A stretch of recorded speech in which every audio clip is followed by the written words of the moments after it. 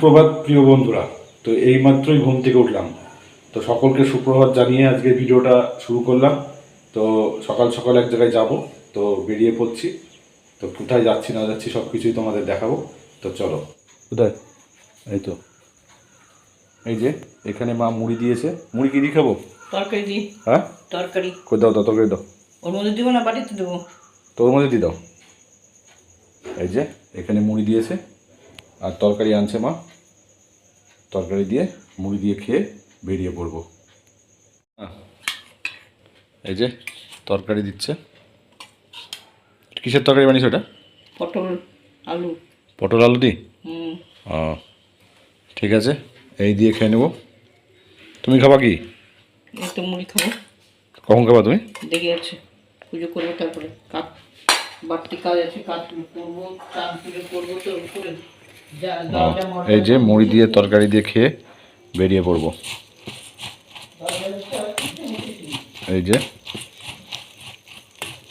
তরকারি দিয়ে মুড়ি মেখে নিলাম। তো তরকারির মধ্যে আজকে একটু রসুন দিয়েছে, তো দারুণ লাগছে, দারুণ ফ্লেভার হয়েছে তরকারিটায়। ও হো হো, আমাদের জ্যোতির্মা স্কুল, এই স্কুলে আমরা পড়াশোনা করেছি ছোটোবেলায়। এইখানে অঙ্গনওয়াড়ি স্কুল হয়েছে। দিদিমণির কাছে নাম তোলালাম, দিদিভাইকে নিয়ে এসেছি ডাক্তারের কাছে, ডাক্তার দেখাবো। তো এই দেখো, এই যে দেখেছ কত ভিড়।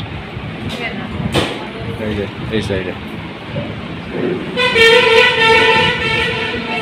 একটা স্ক্যান আছে, সেই স্ক্যানটা করাবো তোমাদের দিদিভাইকে।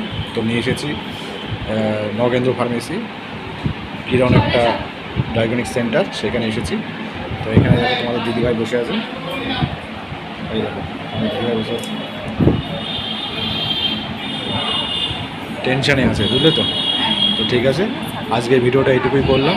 তোমরা অবশ্যই দেখবে, লাইক করবে, কমেন্ট করবে, শেয়ার করবে, আর অবশ্যই ভালো থাকবে, সুস্থ থাকবে।